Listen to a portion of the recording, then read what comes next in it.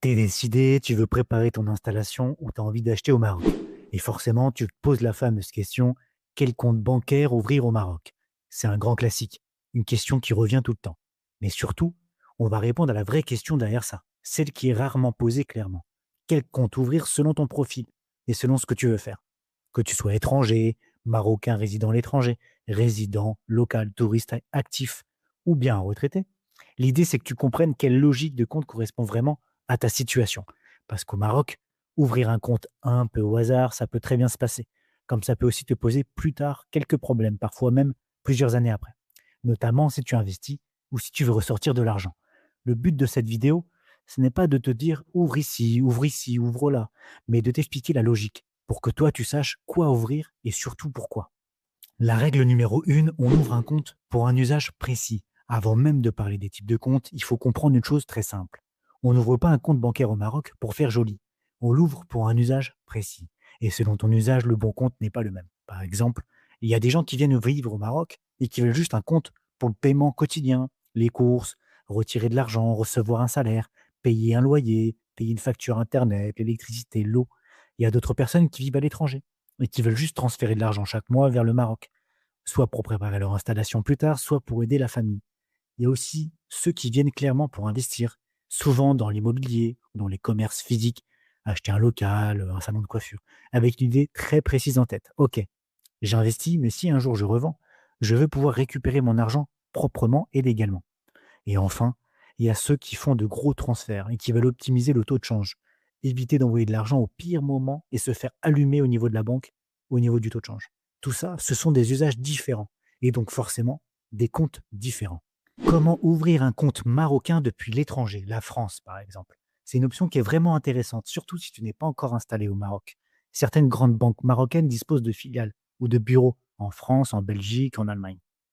Alors tu vois venir le gros avantage, c'est le confort au départ. Tu as un interlocuteur qui parle le français, les explications sont claires et surtout, tu peux choisir l'agence au Maroc près de chez toi dans laquelle la domiciliation de ton compte marocain sera faite. Je te donne deux exemples de banques dans lesquelles j'ai ouvert un compte depuis un bureau français et en fait ça s'est plutôt très bien passé. Alors la BNP Paribas, sa filiale marocaine, c'est la BMCI. C'est une banque marocaine qui fait partie du groupe BNP. Tu peux ouvrir ton compte marocain depuis n'importe quel bureau de la BNP en France. D'ailleurs, petit tips pour les clients français ou étrangers BNP Paribas ou la néobanque Hello Bank, qui est sa filiale française, les retraits DAB au Maroc sont gratuits à la BMCI, sans frais fixes supplémentaires, si tu retires avec ta carte européenne ou française. Alors que dans d'autres banques, tu vas payer entre 3 et 4 euros par retrait, souvent limité à 200 euros. Donc ça fait vite très cher.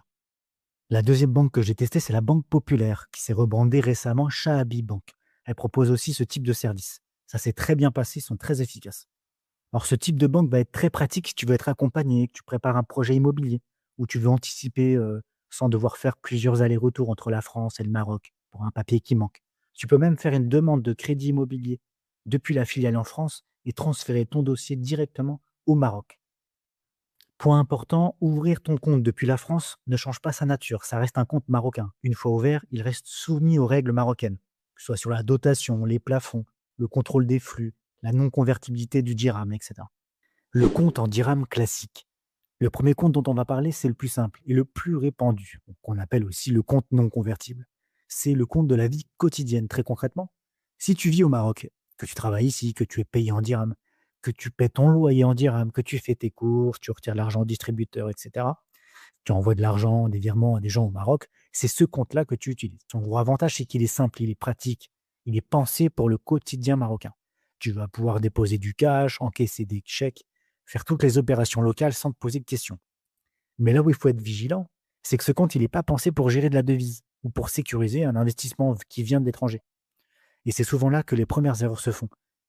Avant de continuer, si ce type de contenu t'est utile, n'hésite pas à t'abonner ou à laisser un commentaire. C'est ce qui aide le plus le chaîne à continuer à évoluer.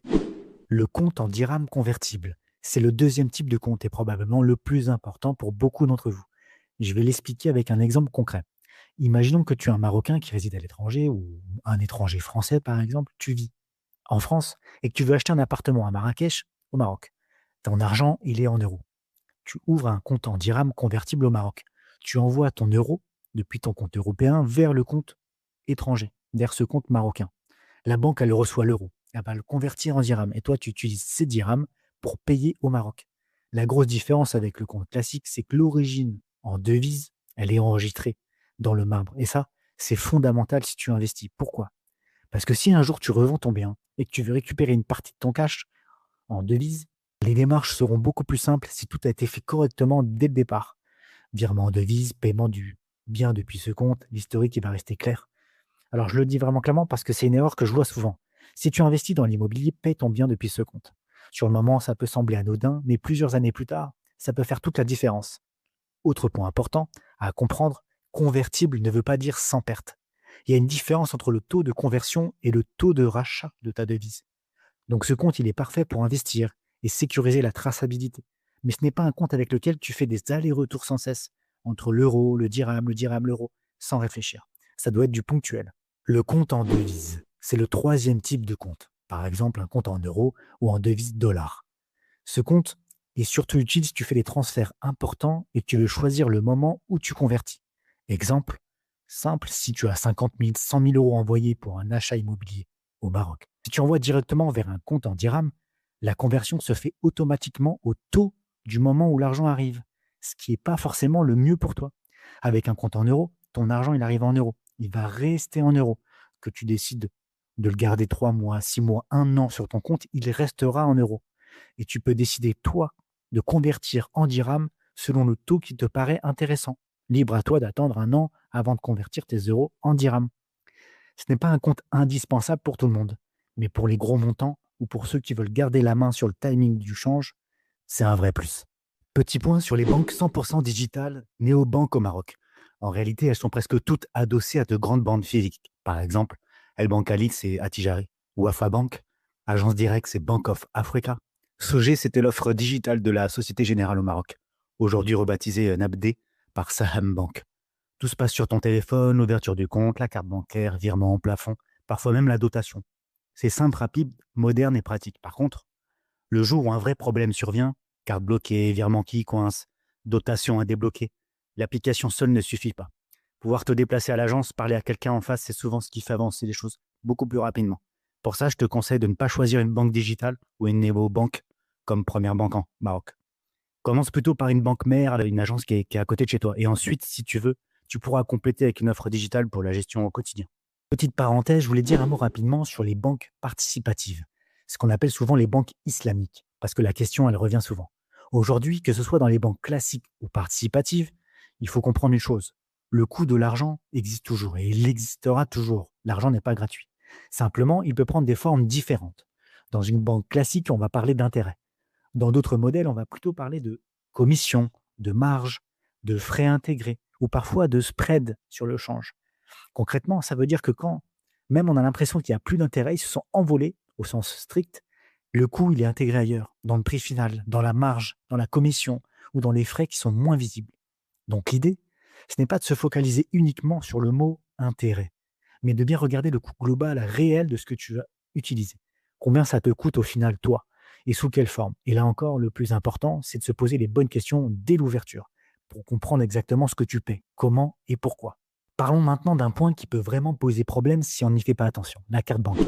Au Maroc, une carte, ce n'est pas juste un bout de plastique, c'est un contrat avec des limites bien précises et souvent on les découvre trop tard. Premier point important, les plafonds. Ne confonds pas plafond de retrait et plafond de paiement. Vérifie surtout si tu peux les modifier directement depuis l'appli de ta banque. Chez certaines banques, ça va se faire en quelques clics, c'est instantané. Chez d'autres, il faut appeler le conseiller 48 heures à l'avance. Et quand tu es pressé, c'est franchement pénible. Autre chose à savoir, retirer dans un distributeur qui n'est pas celui de ta banque marocaine coûte quelques dirhams par opération. En général, entre 60 centimes et 1 euro. On est loin des 3 ou 4 euros par retrait quand tu retires avec ta CB européenne, mais c'est à prendre en compte. Et attention, certaines cartes d'entrée de gamme te bloquent environ 200 euros par retrait dans une banque concurrente, même si ton plafond global il est très élevé.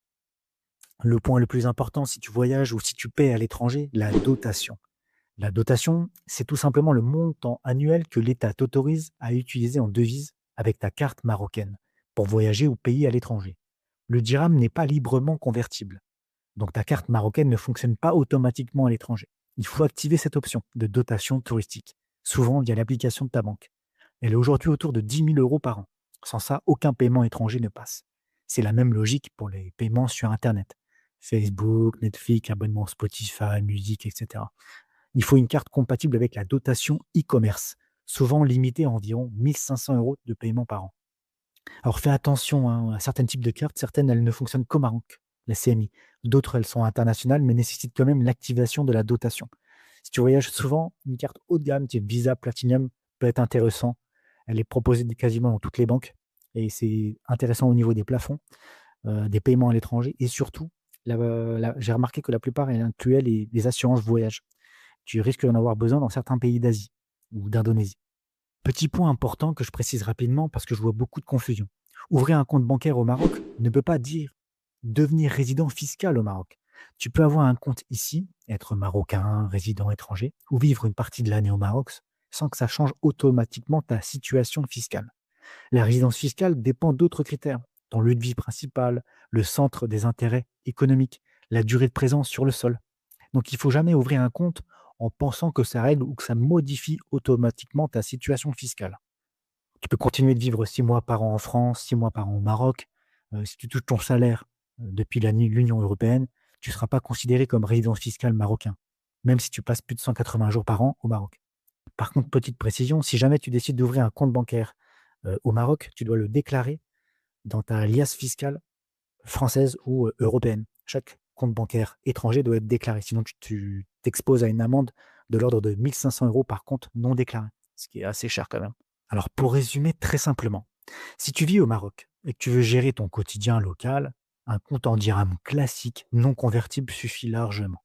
Si tu es un Marocain résidant à l'étranger ou un étranger français, un Canadien, et cetera, et que tu veux investir notamment dans l'immobilier, ouvrir un business ici, un compte en dirham convertible est très intéressant pour toi, quasiment nécessaire ou vital. Si tu fais de gros transferts et que tu veux optimiser le change, il va te falloir un compte de devise, c'est obligatoire. Maintenant, dis-toi, tu peux te dire aussi que tu peux cumuler ces comptes. Tu es pas obligé d'en avoir qu'un seul, tu peux avoir les 2, 3, un compte en devise, un compte en dirham ou un compte en dirham non convertible et un compte en devise. Alors maintenant, dis-moi en commentaire ton profil, ton objectif principal. Je te répondrai avec la combinaison de comptes la plus logique pour toi et les erreurs à éviter dans ton cas. Ou si jamais tu as besoin de noms de banques, etc., ou de conseils sur quelle banque choisir, je te les donnerai en commentaire. Si tu veux un avis de terrain. Si cette vidéo t'a aidé, mets un like, abonne-toi et dis-moi ce que tu en penses ou quel compte tu utilises, ça aidera tout le monde. Prends soin de toi et prends soin des autres. Je te dis à bientôt dans une prochaine vidéo.